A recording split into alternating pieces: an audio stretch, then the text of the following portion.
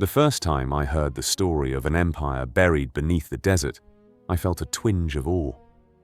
I imagined sand swirling over shattered stones and the ghostly shadows of soldiers trapped in time. That vision never left me. As a lover of stories and histories, I have always been drawn to tales of lost civilizations and the rulers who once commanded them.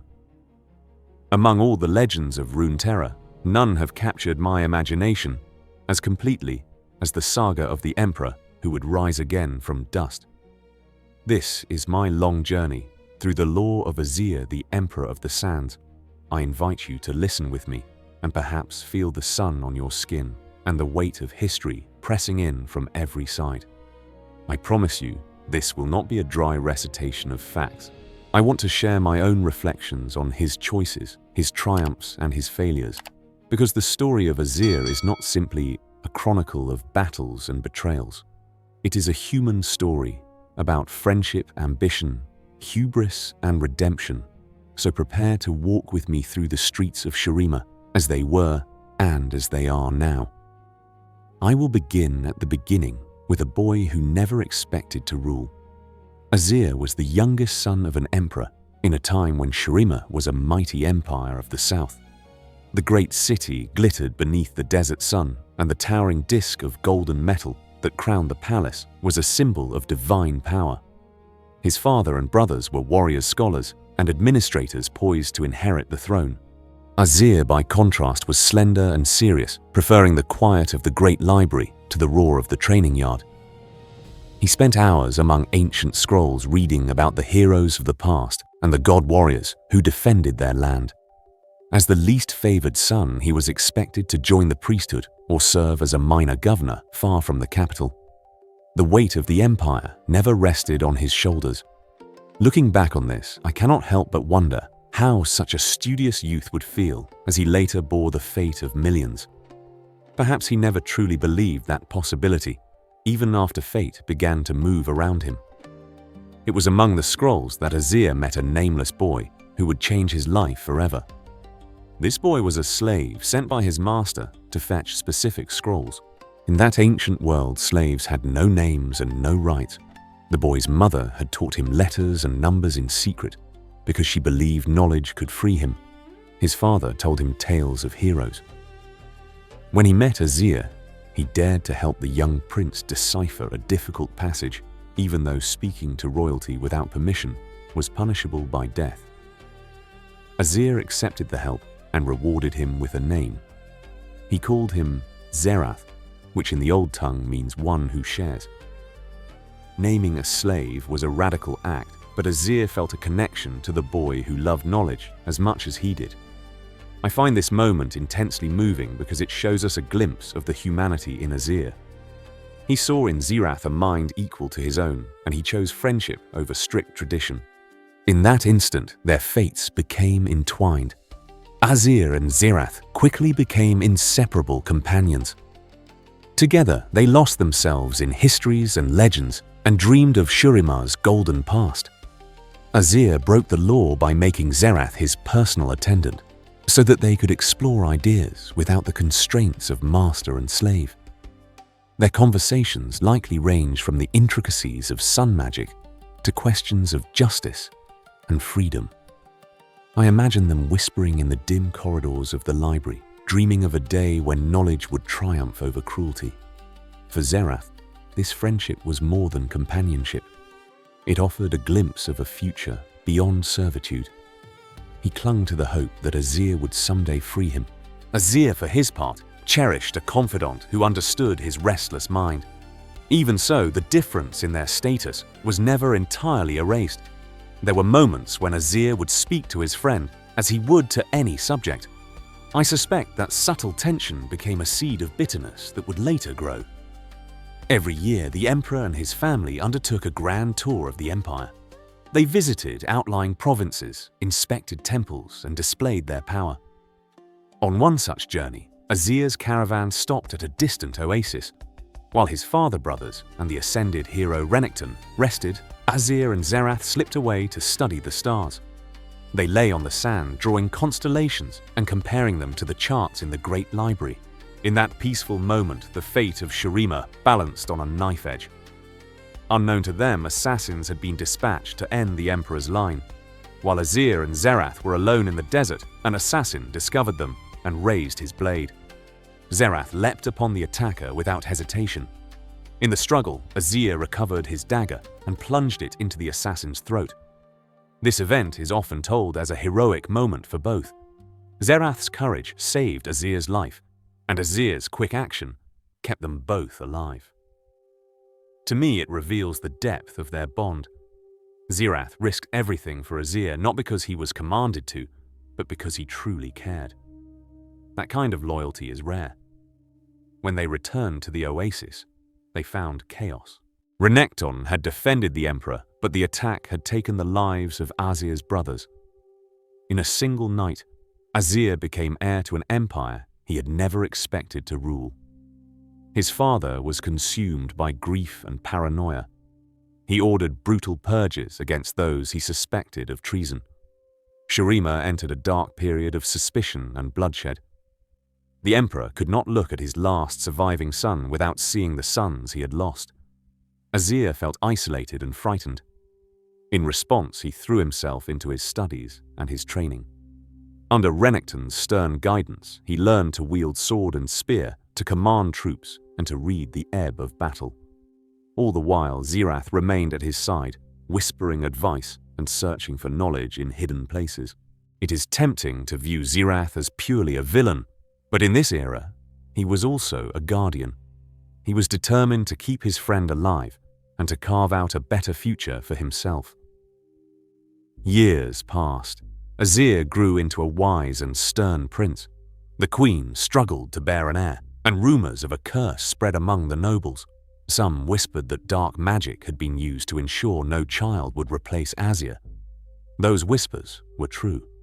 Zerath had discovered a latent talent for sorcery and used it to corrupt each pregnancy. He justified this to himself by believing he was protecting Azir from rivals. In truth, he was ensuring his own position at court. When a son was finally born to the queen, Zerath set the royal chambers ablaze, killing mother and child and blaming it on foreign sorcerers. In the emperor's grief, he launched a campaign of vengeance. Azir was horrified but powerless. The cruelty of the empire weighed on him.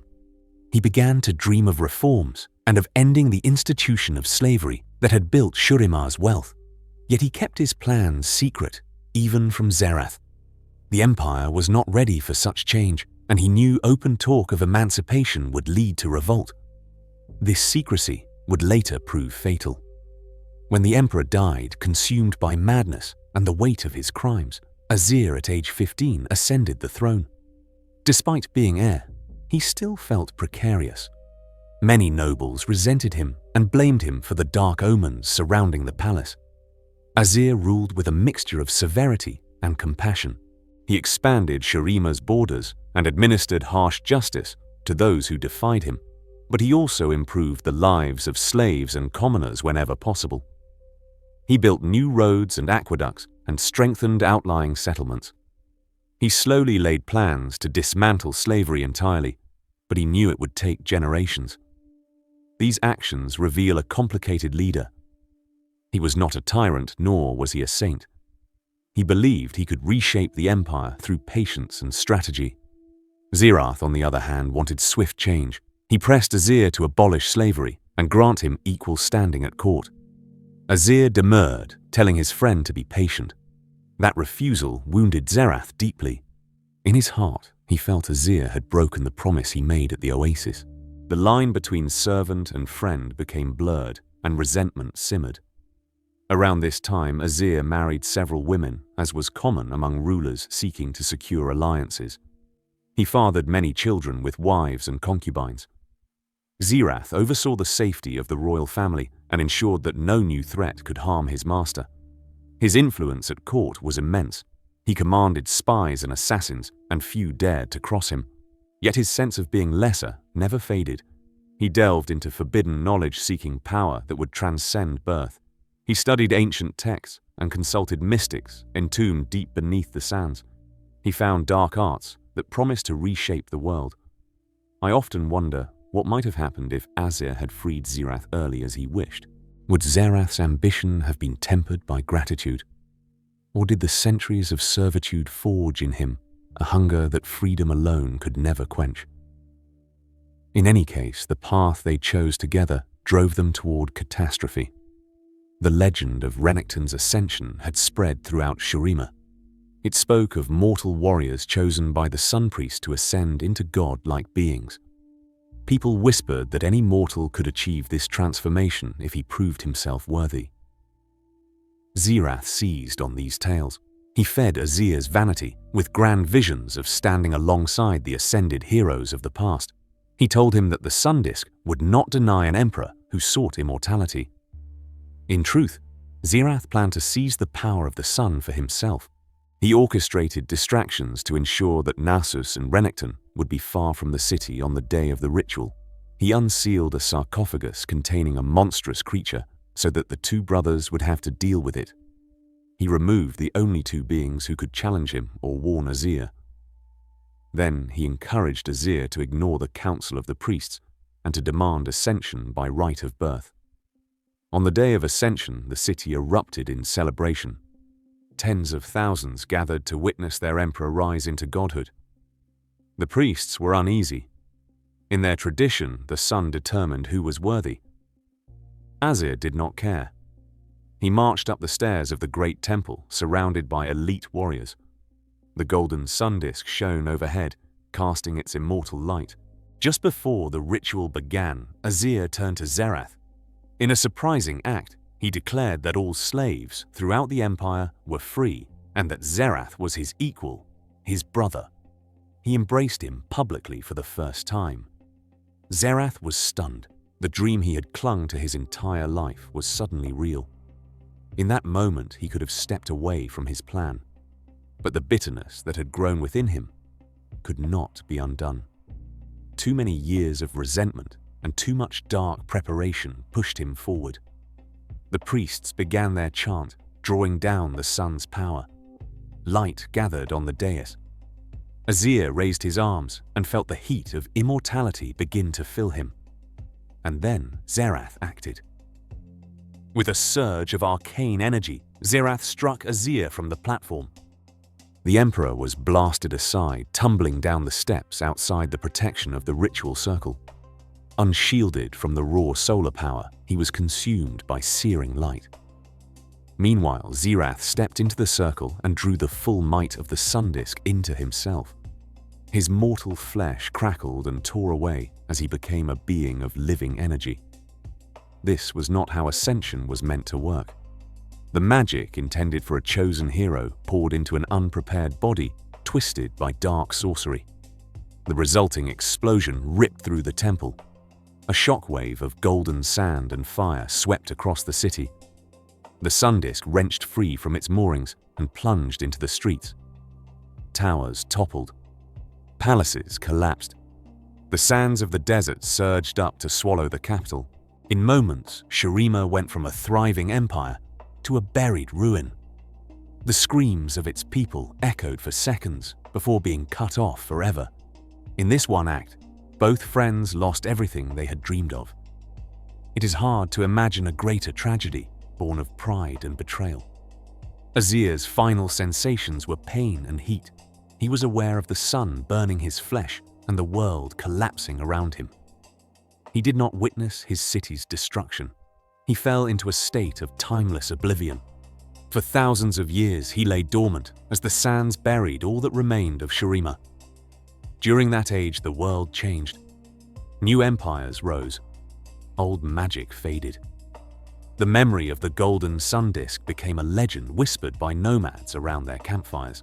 Only a few dared to enter the forbidden desert in search of treasure. Meanwhile, deep beneath the dunes, the broken pieces of the sun disk waited. Xerath, trapped by Renekton, and Nasus in a magical sarcophagus, raged in darkness, and Azir's spirit remained bound to the ruins of his city, waiting for a spark to wake him. There is something haunting in the idea of a man suspended between life and death for so long. Did he dream? Did his soul drift across a dark sea? I often picture him floating in endless night, his thoughts turning slowly, like the stars above an empty desert. The world above moved on. Shurima's vast empire became a memory. The descendants of its people formed nomadic tribes, wandering from oasis to oasis. They built small outposts around wells and fought over the scant resources the desert offered. Some delved into ancient catacombs seeking artifacts. Others became mercenaries, traveling to distant lands. There were even those who served foreign powers, like Noxus and Demacia. Yet a few tribes kept the old songs alive.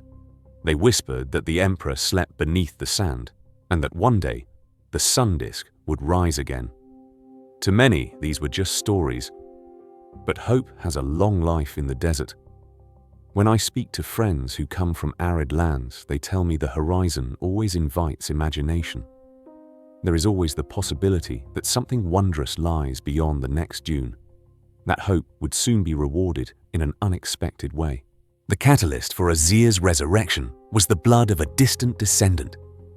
Millennia after the fall of Shurima, a band of treasure hunters led by Cassiopeia, Dukuto, and Severe entered the tomb beneath the sun disk. Cassiopeia was a noblewoman from Noxus, driven by greed. Severe was a renowned mercenary, and unbeknownst to her, a blood descendant of Azir. Their expedition hoped to plunder the riches of the lost city. They navigated traps and wards that had kept others away. At the heart of the tomb, Cassiopeia reached for a priceless relic. In doing so, she triggered a hidden mechanism. A stone guardian struck her with a venomous bite. The poison would twist her body into a serpentine form. She drew her blade at Severe to steal her share of the treasure. In the ensuing struggle, Severe was wounded, and her blood spilled onto the ancient stones. The blood of Azir's line seeped through cracks and down into the chamber below. It touched the shattered throne where the Emperor's essence lay. That small act awakened magic that had slumbered for an age. Like the beating of a heart, after flat silence, it triggered a cascade of power. Azir's consciousness snapped back. At first, he was little more than swirling sand held together by his will. His mind reeled as memories of heat and betrayal resurfaced. He sensed a life fading nearby. Following that pull, he stumbled through broken corridors and found the dying Severe with a knife wound in her back. Though he did not recognize her, he saw in her face features that mirrored his own. The echo of his bloodline called to him. For a moment, all thoughts of empire and revenge vanished. He lifted her gently and carried her through the ruins toward the oasis. With each step, the desert responded. Water began to seep from dry rock. Sand shifted aside to reveal ancient pathways. At the oasis, he immersed Severe's body in the clear water. The wound closed and her eyes opened. This act of compassion completed Azir's restoration. A column of fire engulfed him, but did not burn. Magic flowed through his veins, forging a new immortal body. When the light dimmed, he stood, transformed. His flesh was replaced by golden armor shaped like a hawk. He felt power enough to command the sand itself. The city answered his will, rising from beneath the dunes as if waking from a long sleep. The sun disk lifted into the sky once more. Healing waters flowed through temples, and the first rays of dawn cast new shadows on old walls. It is a scene that I often picture in vivid detail. It feels both ancient and brand new. As Azir surveyed the reborn city, his heart filled with both joy and sorrow. He climbed the stairs of ascension again, weaving the desert winds to recreate the moment of his downfall. Ghostly sand figures acted out the last hours of Shurima. He watched his people's faces change from celebration to terror as the energy of the sun disk tore them apart. He saw his family standing at the top of the stairs, his wives and children looking toward him for guidance. His son reached for his sword. His daughter hid her face in his wife's robes. He saw himself in mortal form, raising his arms to receive divine power. Then he saw Xerath step forward and unleash his magic. He watched his own body shatter into glowing fragments. The shockwave ripped through everything he held dear. For the first time in millennia, Azir understood the full weight of Zerath's betrayal. Tears could not fall from his immortal eyes, but the pain within him was real and sharp. I feel a deep empathy for him at this moment. To witness your own death and the destruction of your world with the clarity of hindsight would be unbearable. Yet Azir did not collapse under the weight. He turned his grief into resolve. He sensed something else within the reborn city.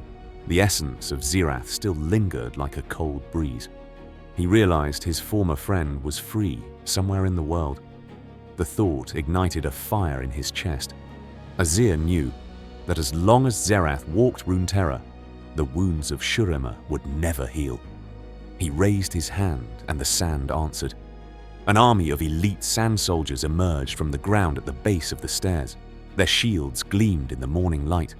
They were bound to his will and ready to march. As the sun rose above the newly lifted disk, Azir spoke a vow that echoed across the desert. He would reclaim his lands. He would restore Shurima to its rightful glory. And he would see to it that Zerath faced justice. That oath still hangs over the Empire like a sword. We do not yet know how it will be fulfilled, but the pieces are moving on the board. From here, the story branches into the present, where various champions and factions interact with the reborn Emperor. Azir returned to a world utterly different from the one he left. Nations he had never heard of now wielded power. The tribes of Shurima were scattered and divided. Many had forgotten the old ways. Some looked at him with awe and hope. Others saw only an ancient tyrant return from the grave. In the early days after his return, Azir moved through the desert gathering loyalists. He sent emissaries to the nomadic tribes, offering them a place in his new empire. Some accepted grateful for protection and the promise of water. Others resisted, fearing that his rule would bring back slavery and oppression. These conflicts reveal that history is never neat. People carry their own memories and grievances. The Emperor's return did not erase centuries of hardship. He had to earn his throne again. One of the first individuals to challenge Azir was Talia, the Stoneweaver. This young woman is a nomad with the power to shape the earth. She had traveled far and wide, mastering her abilities and helping those in need. When she learned that a long-dead emperor had arisen and was reshaping the desert, she felt compelled to see for herself. She approached the city and found Azir overseeing the raising of walls and monuments. He commanded her to use her stone weaving to rebuild Shurima in his image. Talia sensed the arrogance in his demand and refused. She believed that no one man should hold such absolute power. Azir was angered by her defiance. He threatened to bury her beneath the sands if she would not obey. Talia chose to flee. She later allied with other champions to resist forces she deemed unjust. Her encounter with Azir demonstrates that even those with noble intentions can become domineering when given immense power. I admire Talia's courage. She reminds us that the voice of conscience often comes from unexpected places. Azir's relationship with Nasus is more complex. Nasus is one of the original Ascended and once served as Azir's mentor. After the fall of Shurima, he wandered the desert, carrying the weight of failure. When he learned of Azir's resurrection, he returned to the capital. Their reunion was tense. Nasus loves Shurima, but he is wary of repeating old mistakes. He counsels caution and humility. Azir respects Nasus's wisdom, but resents his reluctance. The two share a bond forged through shared history, but they now view the world differently. Nasus has seen cultures rise and fall, and knows that destiny is not easily controlled. Azir believes he can steer fate through force of will. Watching them argue in my imagination is like listening to two scholars debate the meaning of justice. Each has valid points, but their perspectives cannot easily reconcile. Renekton's return is another complicated thread. Trapped with Zerath in the tomb, Renekton slowly lost himself to rage. While locked in eternal battle, Zerath whispered lies into his mind, convincing him that Nasus had abandoned him. When the tomb was opened, Renekton emerged a creature of fury.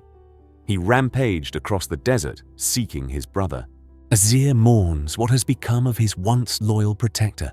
He knows that if Renekton cannot be calmed, the Butcher of the Sands may become a threat to the new empire.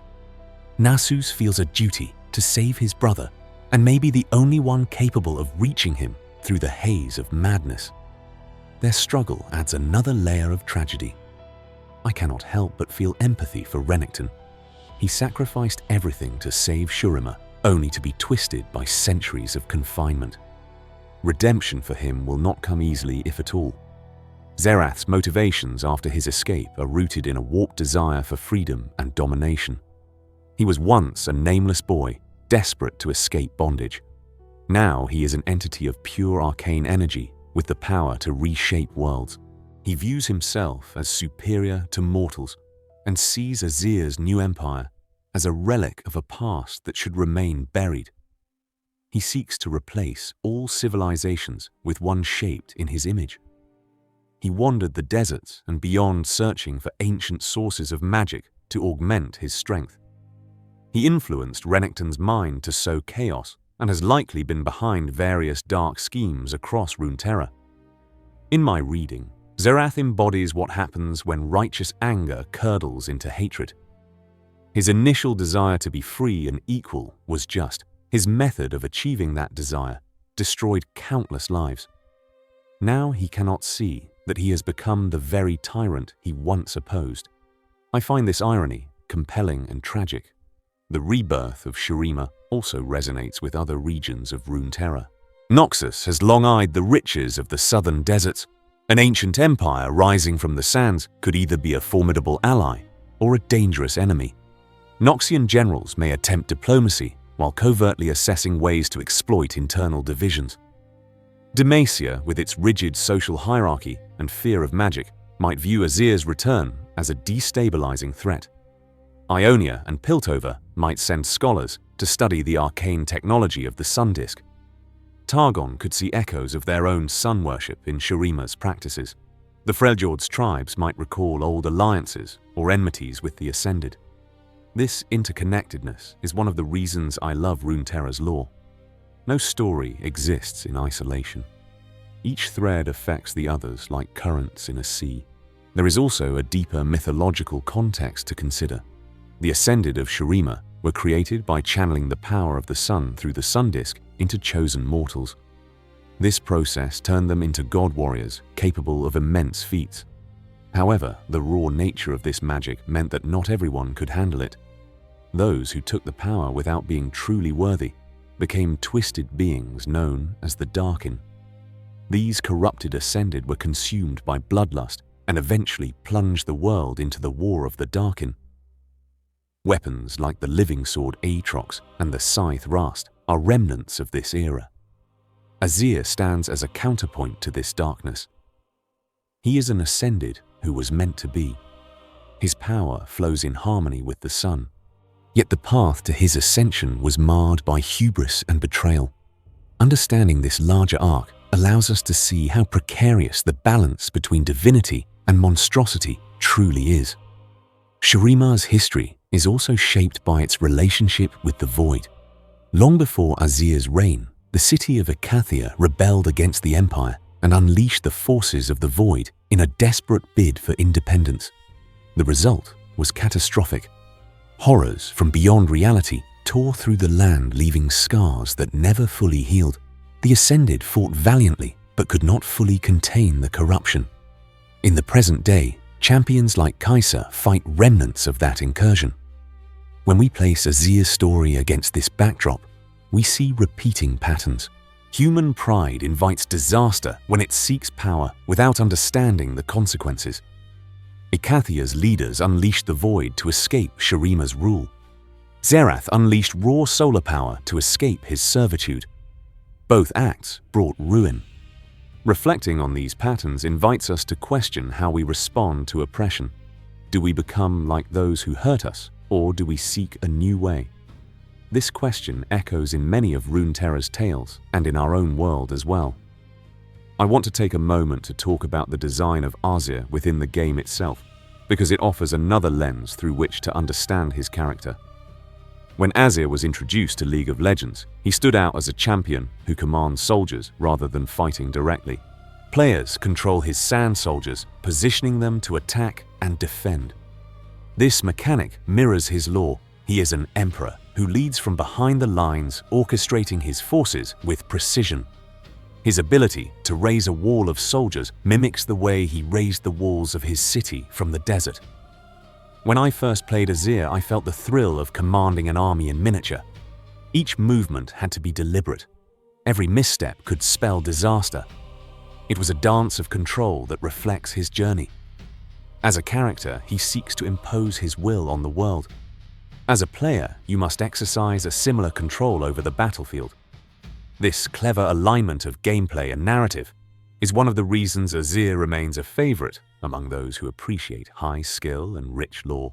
As I immerse myself in Azir's narrative, I cannot ignore the influences from real-world mythology. Shurima draws heavily from ancient Egyptian culture. The sun disk resembles the solar disk associated with the deity Ra. The names of places and people carry echoes of hieroglyphic languages. Azir's golden hawk mask recalls the image of Horus. The idea of god-kings who claim divine right to rule is common in pharaonic dynasties. Yet the writers of Runeterra weave these inspirations into a unique tapestry. Azir is not simply a pharaoh transplanted into a fantasy world. His struggles with freedom, friendship, and responsibility resonate beyond any single culture.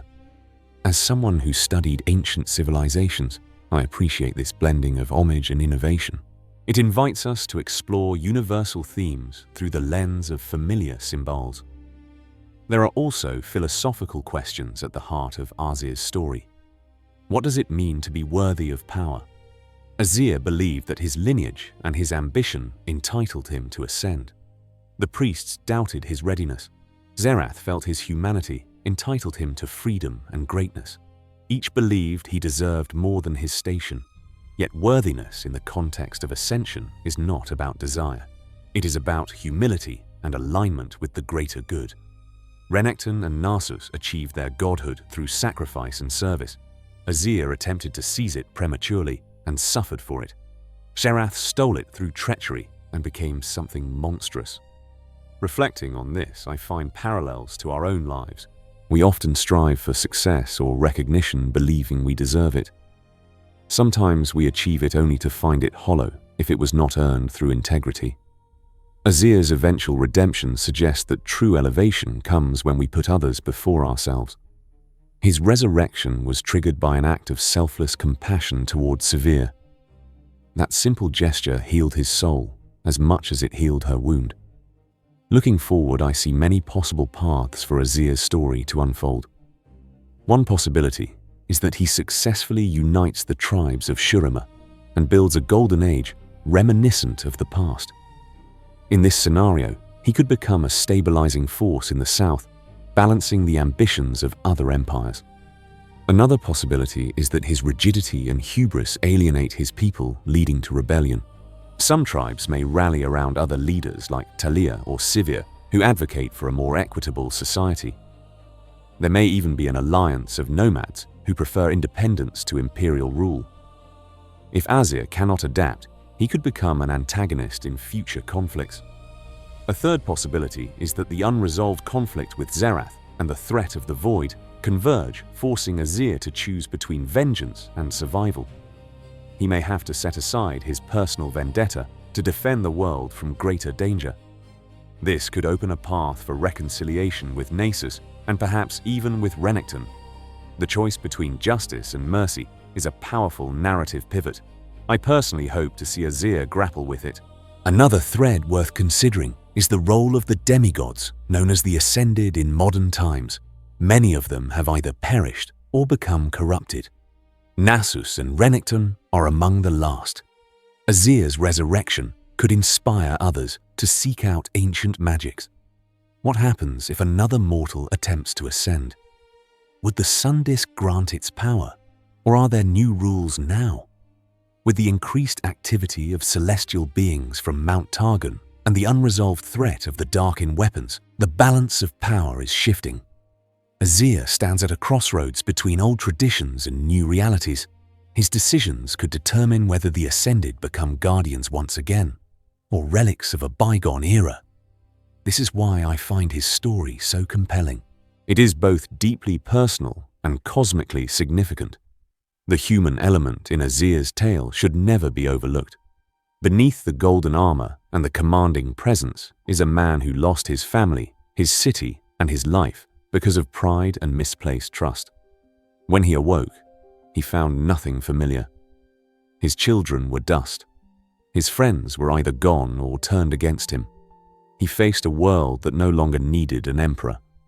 Despite this, he chose to rebuild not simply out of ego, but because he believed Shurima still had something to offer the world. He believed his people deserved a future brighter than the one they endured under the burning sun. That belief speaks to resilience. Each of us has moments when everything we know is swept away. How we respond defines us. Azir's response was to stand up and start again. That inspires me, even as I recognize the dangers of unchecked ambition. Many ask whether Azir is a hero or a villain. The answer lies somewhere in between. He committed acts of kindness and cruelty.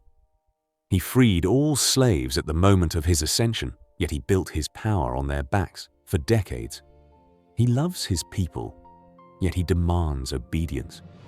He is compassionate toward those he sees as his kin, yet ruthless toward those who oppose him. In other words, he is profoundly human despite his godlike form. This complexity is why his story endures. Simple characters fade quickly. Those with contradictions invite endless exploration. I see Azir as a cautionary figure. He reminds us that noble intentions can be twisted by pride, and that even the most righteous reforms can become oppressive if imposed without consent. At the same time, he encourages us to believe that it is never too late to choose differently. His resurrection stands as proof that redemption is possible, even after unimaginable failure. At times, I imagine conversations between Azir and the modern champions of Runeterra. What would he say to Lux, a mage hiding her power in a kingdom that fears magic? He might tell her to embrace her gift openly and reshape her society. How would he react to Garen, who prizes duty above all else? He might respect Garen's discipline, but remind him that blind loyalty can destroy nations. Meeting with Katarina from Noxus, he might see in her the same drive that once burned in Zerath and caution her about its cost. These hypothetical interactions deepen my appreciation of the characters. They allow us to test their values against one another and to imagine unexpected alliances or conflicts. They also reveal the universality of themes like freedom, power, and morality. Even in a world of magic, these questions resonate with our own struggles. There are fun, speculative theories within the community about how Azir's arc could intersect with other storylines. One theory suggests that the Darkin locked within magical weapons might be drawn to the renewed sun disk, seeking to reclaim their former power. Imagine Aatrox standing before the Golden Temple, demanding Azir hand over the secrets of ascension. Another theory posits that Targon might see Azir as a rival to their own celestial champions, leading to a conflict between sun worshippers. Yet another idea involves a confrontation between Azir and Swain of Noxus, each representing different visions of Empire. I personally love imagining a scene where Azir and Swain engage in a battle of wits, both confident in their superiority. Such crossovers excite the imagination and illustrate the richness of Runeterra's lore. As we near the end of this exploration, I want to acknowledge the emotional weight that comes with investing in stories like this. For some people, characters like Azir are simply fictional constructs. For others, they are vessels through which we explore our own hopes and fears. I fall into the latter group. When I think about Azir's rise, fall, and rise again, I see reflections of my own life cycles of ambition, failure, and renewal. I see the way pride can blind me to the needs of those I care about. I see how even small acts of compassion can transform a situation.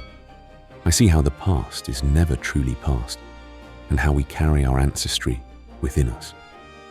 These personal connections are why I spend so much time immersing myself in the lore. They remind me that stories are not just entertainment, but mirrors.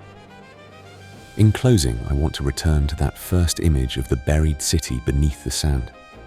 When I began this journey, I saw only ruins and shadows. Now I see living streets filled with merchants and scholars.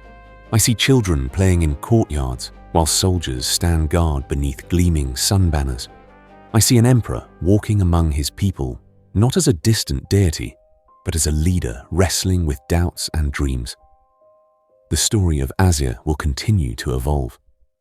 New chapters will be written. More alliances will form, and more betrayals will unfold. Whatever happens, I know that his tale has already left a deep imprint on the world of Runeterra and on those of us who follow it. Thank you for walking beside me through these dunes and palaces. I hope the journey has been as enriching for you as it has been for me. As the sun sets over the desert and the first stars appear, remember that every ending is also a beginning. Somewhere out there, an ancient emperor looks up at those stars and makes plans for tomorrow. Yet there is still more to explore. When we think about Shurima, we often picture golden pyramids and mighty warriors, but we rarely consider the ordinary lives that flourished beneath the sun disk. In the days before the empire fell, the capital was a hive of activity. Artisans carved statues of jackal-headed gods. Farmers tended irrigated fields near the banks of life-giving rivers, and scholars debated philosophy in the shade of palm groves. Merchants from faraway ports brought spices and silks along the Piltover trade routes. As a historian, I am fascinated by these glimpses of daily life. They remind me that empires are built not merely by kings and generals, but by countless anonymous individuals. I imagine young scribes hunched over clay tablets, copying laws and poems, while their elders recount ancestral tales by firelight. I picture temple singers performing hymns to the sun at dawn, and mothers telling their children stories about the ascended heroes. These human details ground the grandeur of Shurima and make its fall all the more tragic. A crucial part of Shuriman society was the institution of slavery. The empire's economy depended on forced labor, from quarrying stone for monuments to harvesting crops.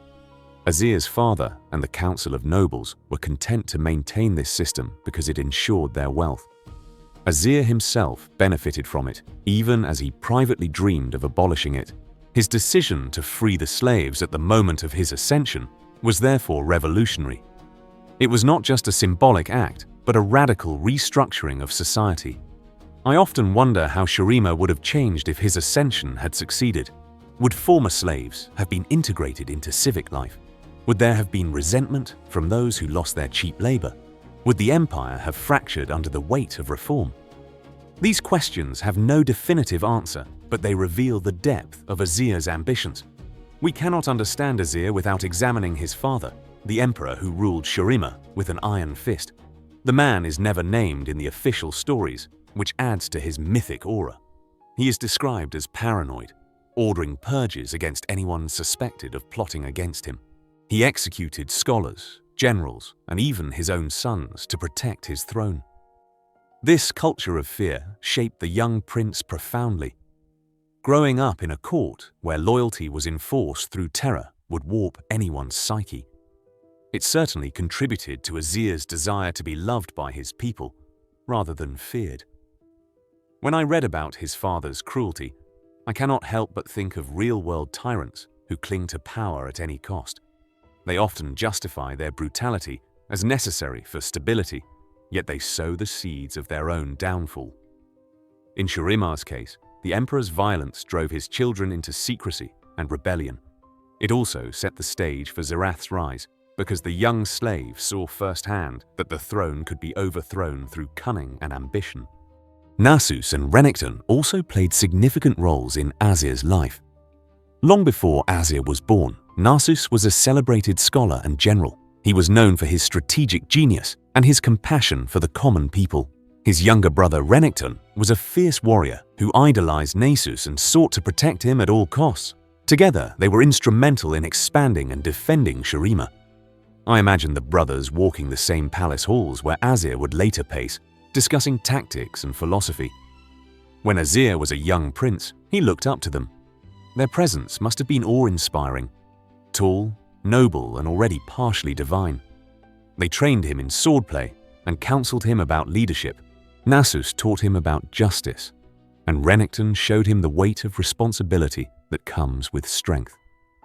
In this way, the brothers were both mentors and mirrors for Azir. He admired their unity and sought to emulate their bravery, even though his path was ultimately different. The war with Icathia is one of the pivotal events in Shuriman history. Icathia was a rebellious city-state in the east that sought independence from the empire. When Shurima attempted to suppress the revolt, the Icathians unleashed a power they did not fully comprehend: the Void. This alien force shattered reality and corrupted everything it touched. Many ascended warriors, including Nasus and Renekton, fought valiantly to contain the Void. They emerged victorious but scarred.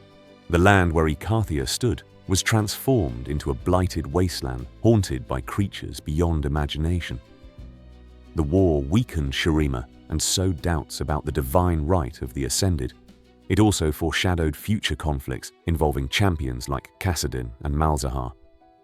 For Azir, growing up under the shadow of this war meant living with constant reminders of hubris.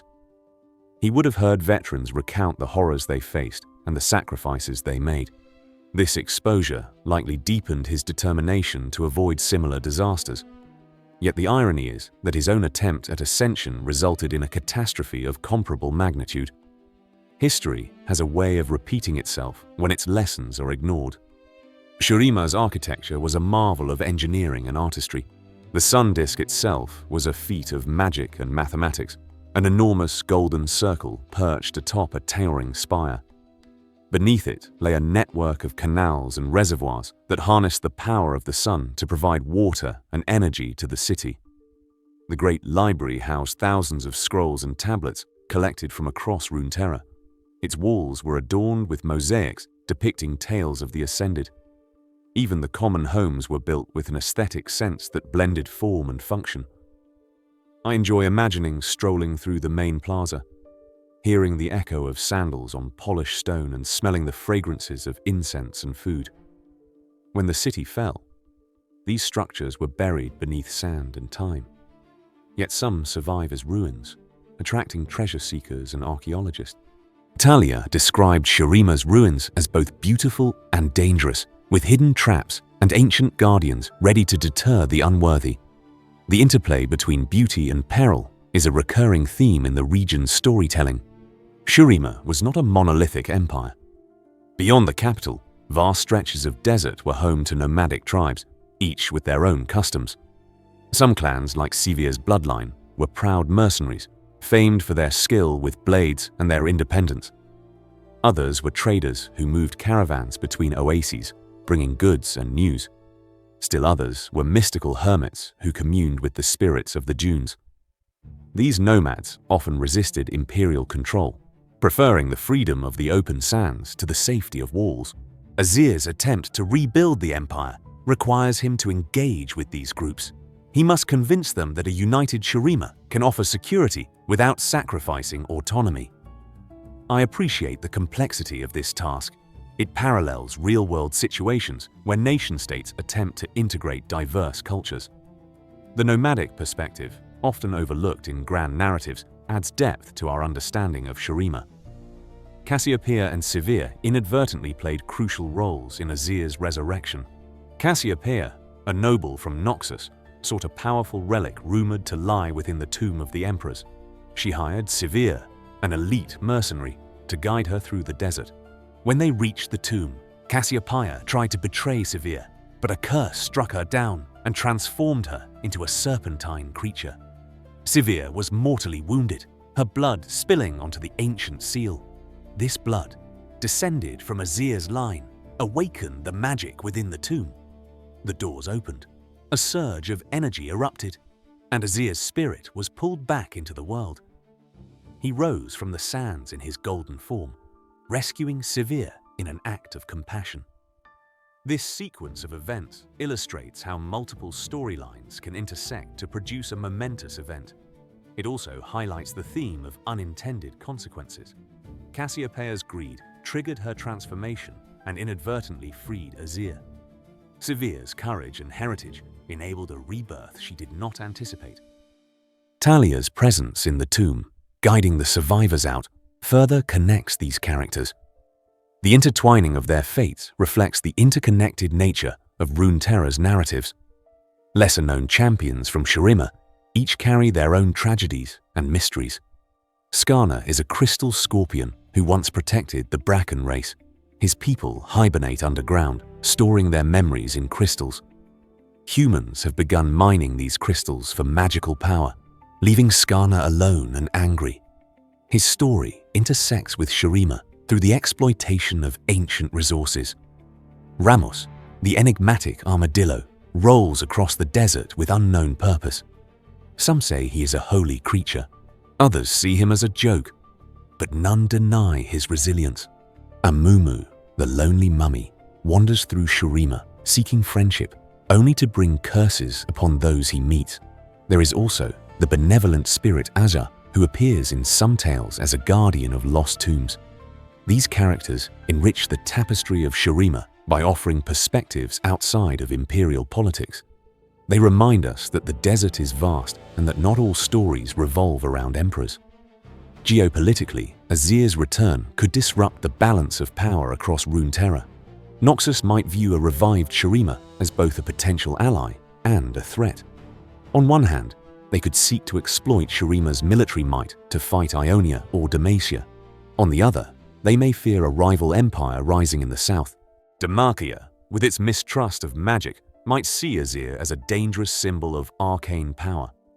Piltover and Zune would be interested in the technology and artifacts buried beneath the sands. Ixtal, a hidden jungle nation once part of the Shuriman Empire, would have to decide whether to rejoin their ancestral homeland or maintain isolation. Even Targon's celestial beings might take note, since the Sun Disker's magic echoes their own. The narrative hints at these tensions but leaves much unresolved. As a fan, I enjoy speculating about diplomatic meetings between leaders like Swain, Jarvan, and Azir. How would they negotiate trade routes and alliances? Would they share knowledge of the Void? The possibilities fuel endless debate. Fan theories abound when it comes to Shurima. One popular speculation is that the Darkin are fallen ascended who are corrupted by blood magic. This theory explains their similar forms and their disdain for mortals.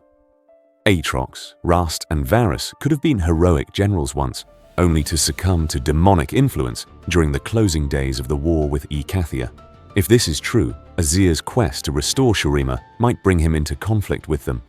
Another theory suggests that the celestial beings of Targon deliberately sabotaged Shurima's ascension to prevent competition. In this view, the stars have their own agenda and they fear mortal gods. There is also a hypothesis that Rammus is actually an ascended creature who forgot his identity, which would explain his durability and mystical aura. I find these theories delightful, not because they are necessarily correct, but because they demonstrate how invested the community is. They encourage us to read between the lines and to ask what if. Personal reflection is integral to my engagement with these stories. When I read about Narsus watching his brother succumb to madness after millennia trapped with Zerath, I feel his pain. When I imagine Talia's guilt at having supported Azir only to see him lash out, I empathize. When I see Sevir struggling between her desire for independence and her inheritance, I recognize the tension between autonomy and duty. These emotional responses are what make the lore more than a collection of facts. They turn it into a living tapestry that resonates with my own experiences. As someone who has also grappled with expectations from family, I see myself in Azir's battle with his father's legacy. As someone who has misjudged friends, I see myself in his relationship with Zerath. These parallels create a deep connection that keeps me returning to the story. Looking beyond the immediate narrative, I consider the philosophical implications of ascension. The process is intended to elevate mortals into enlightened beings. But enlightenment is not guaranteed. As we have seen, ascension can amplify flaws just as easily as virtues. Xerath became a being of pure energy, but also pure resentment. Renekton became physically powerful, but lost his mind after endless imprisonment. Azir's initial arrogance led to disaster, while his later humility enabled his resurrection. This suggests that power is neutral, and it amplifies what already exists. In our own world, those who acquire power often reveal their true selves. This is why ethical education and self-awareness are crucial. Without them, even noble intentions can lead to harm. There is also the question of legacy. Azir aims to rebuild Shurima, to honor his ancestors, and to create a future for his people. But the world has changed. The vacuum left by Shurima's fall was filled by new cultures and powers. Can one man restore an empire after 3,000 years? Should he even try? I admire his determination, but I worry about his rigidity. Sometimes letting go is healthier than clinging to the past. Perhaps the best way for Azir to honor Shurima is not to recreate its hierarchy, but to forge a new identity that embraces diversity and learning. Such a path would require him to listen to voices beyond his court. It would require vulnerability. Whether he will choose this path remains to be seen. Another dimension to consider is the spiritual significance of the sun disk. It is not merely a machine, it is a focal point of faith. The people of Shurima believed that the sun itself blessed their empire. They performed rituals at dawn and dusk, offering prayers and sacrifices. The disappearance of the sun disk plunged them into a crisis of belief. Without the golden symbol, some turned to other gods, others to superstition. The reappearance of a new sun disk with Azir has rekindled hope, but also fear. Are the gods returning? Will they demand obedience?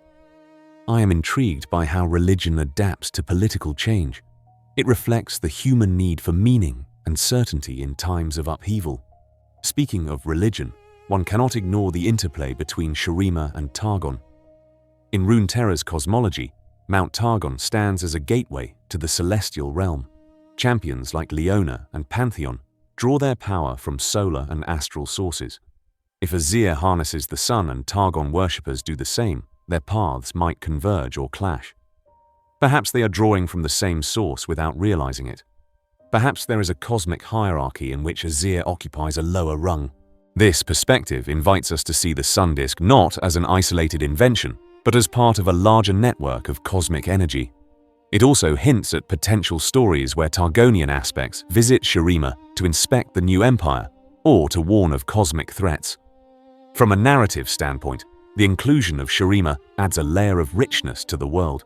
It introduces themes of rebirth, heritage, and the consequences of ambition. It also provides a desert setting distinct from the forests of Demacia or the urban sprawl of Piltover. The aesthetic of golden sands, ancient ruins, and towering statues offers visual variety that translates into gameplay and storytelling. When I watch cinematics or read comics set in Shurima, I am struck by the interplay of warm colors and harsh light. There is beauty in the desolation. There is also a reminder that civilizations rise and fall like dunes shaped by the wind. In terms of potential future developments, I would love to see more exploration of lesser-known periods in Shuriman history. For example, the time between Azir's fall and his resurrection is largely a blank slate. We know that nomads roamed the desert and that Noxian explorers plundered tombs. We know that the void continued to seep out of Icathia. But we do not know how the survivors adapted. Did any small states form? Did they develop unique cultures? Did they interact with Ionia or Freljord? Exploring these questions could yield fascinating stories. It would also provide context for characters like Amumu, whose origin remains a mystery. Did he become cursed during the fall or centuries later? I hope the writers will shed light on these gaps. Let us not forget the Ascended, known as Sunborn, who did not survive. Many of them perished in wars or succumbed to madness. Their stories are largely untold. Imagine a tragic epic about an Ascended who fought the void, lost his family, and wandered the desert alone until he disintegrated into sand. Such narratives could expand our understanding of the cost of godhood. They could also offer cautionary parallels to Azir's journey. I find it compelling when mythology acknowledges its unsung heroes and tragedies. One of the more humorous yet endearing aspects of Shurima's fan culture is the Meification of Rammus. The simple champion with limited voice lines has become an icon. Players have created countless jokes and fan art about him. On a deeper level, this phenomenon reveals the community's ability to find levity in a world filled with heavy themes. It is a reminder that even in stories about empire and betrayal, there is space for playfulness. I enjoy imagining Azir reacting to Rammus's nonchalance. Perhaps the Emperor would be baffled, or perhaps he would secretly enjoy the silliness as a respite from his burdens. As I continue to reflect, I come back to the relationship between Azir and Xerath. Their bond is at the core of this saga. It began as a friendship formed under duress and ended in betrayal of cosmic proportions. In many ways, it mirrors the dynamics of power and servitude throughout history. Xerath's resentment was fueled by real injustices. Slavery is immoral, and his desire for freedom was justified. Yet his method of murdering his friend and seizing power was morally wrong. Azir's blindness to Xerath's suffering was also a failure. He saw his slave as a confidant, but never as an equal. This misperception cost him everything. When I think about this, I see a lesson about empathy. We may think we are being benevolent, but if we do not address structural inequality, our kindness can be meaningless. True friendship requires mutual respect and an active commitment to justice. Finally, I will end this extended meditation by looking forward once more. There is a sense that the world of Runeterra is on the cusp of major upheavals. Freljord is facing a civil war between the tribes of Ash, Sejuani, and Lysandra. Ionia is still healing from Noxus's invasion. Piltover and Zorn are experiencing technological revolutions. In this context, Shurima's revival is not just a local event, it is part of a larger tapestry of change. Azir's choices will reverberate across continents. Whether he becomes a tyrant, a savior, or something in between will depend not only on his character, but on the pressures exerted by these external forces. For those of us watching from the outside, this uncertainty is exciting. It keeps us engaged and invested. It also reminds us that history is a living process. Nothing is predetermined. Each decision, each act of compassion or cruelty, shapes the future. As I close the book on this chapter of Azir's story, I feel grateful for the opportunity to lose myself in such a rich and evocative world. The desert will continue to whisper secrets. The sun will continue to rise and set. And somewhere, an emperor will continue to dream. In the broader mythology of Runeterra, Shurima is not the only civilization to have attempted to harness cosmic forces. Far to the north, the Freljordian tribes tell tales of the Watchers, ancient beings from another realm. According to legend, the Watchers taught mortals forbidden magic and sought to freeze the world. They were opposed by the sisters Avarosa, Cyrilda, and Lysandra. While these stories seem distant from the desert sun, there is a thematic link. Both the Watchers and the Void represent otherworldly threats that tempt mortals with power. Both require sacrifices to control. I sometimes wonder whether there might be an alliance between Shuriman scholars and Freljordian seers to study these cosmic enemies. Narsus, with his love of knowledge, would relish the opportunity to compare notes with the Iceborn. Such a crossover could lead to stories about ancient libraries hidden beneath glaciers and secrets carved into ice. It would also underscore the idea that no region is truly isolated. The fate of Runeterra is interconnected. Another topic that fascinates me is the concept of time in Shurima. Azir was trapped in oblivion for millennia. To him, it felt like an instant. To the world, an epoch. This dissonance raises questions about identity. If a person skips thousands of years, how do they relate to the present? Azir's memories are anchored in a world that no longer exists. The language has evolved, cultures have shifted, and the political landscape has transformed.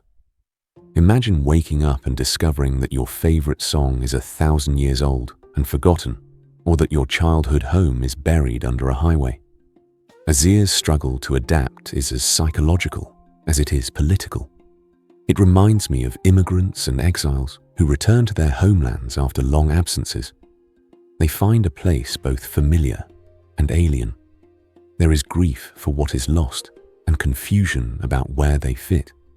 This emotional landscape enriches Azir's story beyond the usual hero's journey. Finally, I want to touch on the idea of storytelling itself. The lore of Azir has evolved over the years. Early versions of the story were simpler, portraying him as a straightforward tyrant. Later, revisions added nuance, exploring his friendship with Zerath and his reformist ambitions. This evolution reflects a broader shift in how games approach narrative. As the audience matures, we demand greater complexity and moral ambiguity. We want our heroes to be flawed and our villains to have reasons. The writers have responded by weaving deeper narratives that reward attentive readers. As someone who has followed this universe for years, I appreciate this growth. It shows that the world is alive, shaped by both creators and fans. In a way, each of us becomes a co-author, interpreting and expanding upon the stories we love. Azir's tale is not static. It is a living thing that will continue to change as long as we continue to tell it. Before I finish, let me share one more thought about Ixtal. This secluded jungle realm, with its mastery of elemental magic, once swore fealty to Shurima. After the Empire fell, Ixtal isolated itself behind natural barriers and ancient wards. Many of its people view outsiders as corrupting influences. If Azir hopes to unite the ancient lands, he will have to find a way to earn Ixtal's trust. Perhaps he will send emissaries to study their elemental druidism. Perhaps a young mage from Ixtal will find inspiration in the Sun Disk and bridge the gap between jungle and desert. Such possibilities remind me that even the most entrenched divisions can be softened by curiosity and courage.